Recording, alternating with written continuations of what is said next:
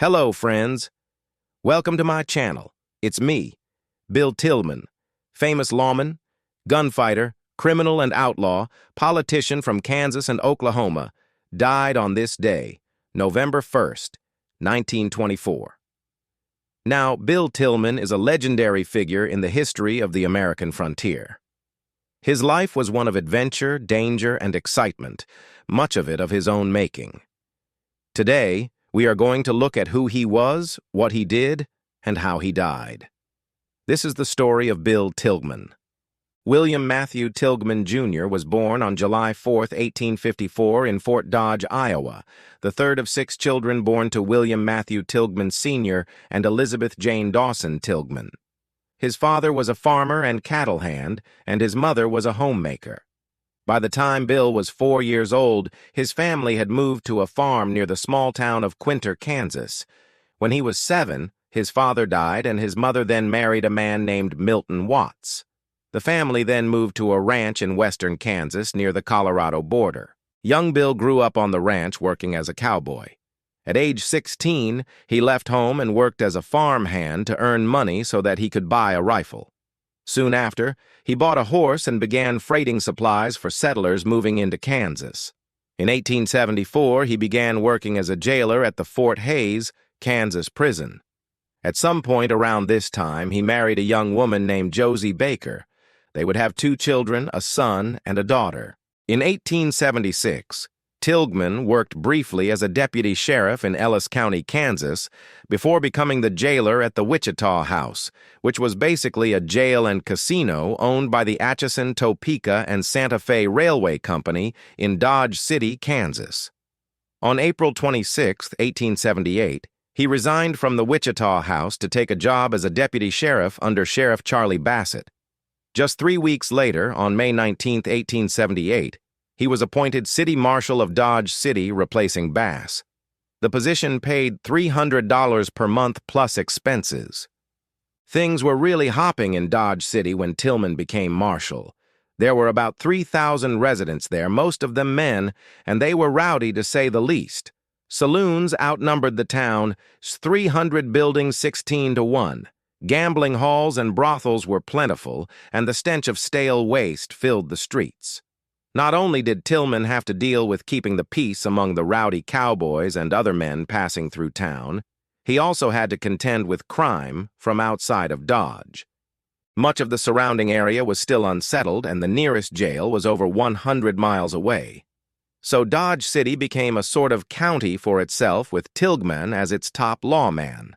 Tilghman served as Dodge City's marshal for almost 4 years, from May 1878 to January 1882.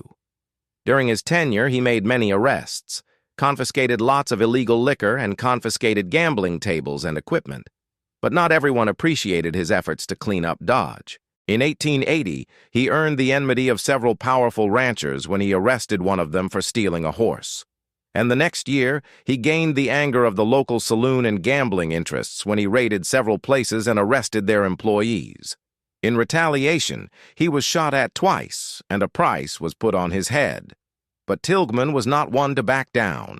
In August of 1881, he helped a party of Texas and Pacific Railroad surveyors who were being threatened by local ranchers who did not want the railroad built through their lands.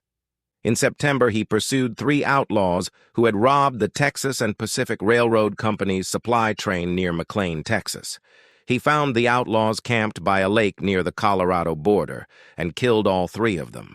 In February 1882, Tilghman's troubles finally came to an end when he shot and killed Deputy Sheriff Ed Ireland during a card game in Tilghman's home. Ireland had accused Tilghman of cheating at cards, and a fight ensued. Then, in January 1882, Tilghman resigned as city marshal to avoid arrest in connection with the killing of Ireland. He later said that he wanted to clear his name. Maybe he did, but I think he was just ready to be done being a lawman. In any event, he headed to Texas, where he engaged in several deadly shootouts against cowboys who had stolen horses from his employer. In June 1882, Tilghman returned to Kansas to face trial for killing Ireland. He was acquitted of murder, but convicted of manslaughter. He was sentenced to 6 months in prison, but was released after serving only 3 months. That same year, he began working as a jailer in Wichita, Kansas. But Tilghman's brief retirement from law enforcement lasted less than a year. In March 1883, he was hired by Sheriff J.W.R. Smith to help collect on delinquent taxes in Barber County, Kansas. A few days into the job, a group of armed men attempted to prevent the collection of taxes by killing Smith and Tilghman. The two of them managed to escape and hide in a cave until the attackers left. Then they returned to Medicine Lodge and killed 3 of the attackers and captured one, a man named William B. Hayes, who confessed to being an outlaw. Tilghman took him to the nearest jail. On the way, they encountered a group of 7 cowboys riding toward them. Tilghman ordered the cowboys to stop, and when they refused, he shot them all, killing 5 and wounding 2. Tilghman's reputation as a hard-nosed lawman and gunfighter was cemented. Over the next 2 decades, he served as a sheriff, jailer, police officer, and deputy marshal in various Kansas towns, including Dodge City, Wichita, Caldwell, Kinsley, Syracuse, Greensburg, Ashland, Ottawa, and Emporia. He also served as a police officer in Denver, Colorado, and Oklahoma City, Oklahoma. He also spent several years as a criminal prosecutor. Throughout his career as a lawman, Tilghman was involved in hundreds of shootouts, killing at least 45 men in self-defense or in defense of others. In addition to his duties as a lawman, Tilghman also served as a member of the Kansas legislature, representing Barber County from 1895 to 1903. The Kansas County Seat Wars were a series of violent conflicts that occurred in the late 19th century in Kansas over the location of county seats, which were the administrative centers of counties. The wars were fought between rival groups of settlers who wanted to establish their own towns as county seats. The disputes often resulted in deadly violence and the use of intimidation tactics, such as burning crops and destroying property. The wars were part of a larger movement in the American West to secure land and resources and reflected the tensions between rural and urban interests.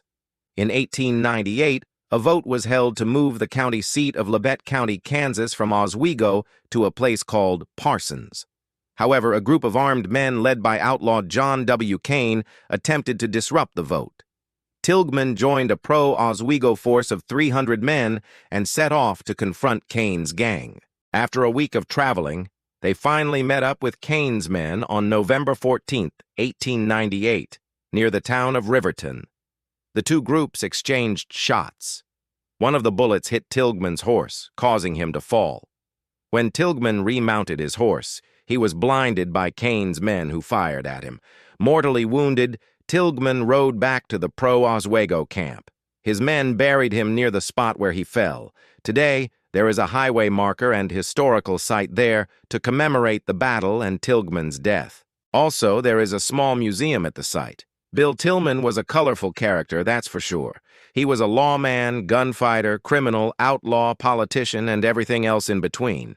Tilghman never achieved the household word status of his close friends Wyatt Earp and Bat Masterson, but nevertheless remains a well-known figure of the American Old West. His memoirs were made into a 1915 film that he directed and starred in as himself.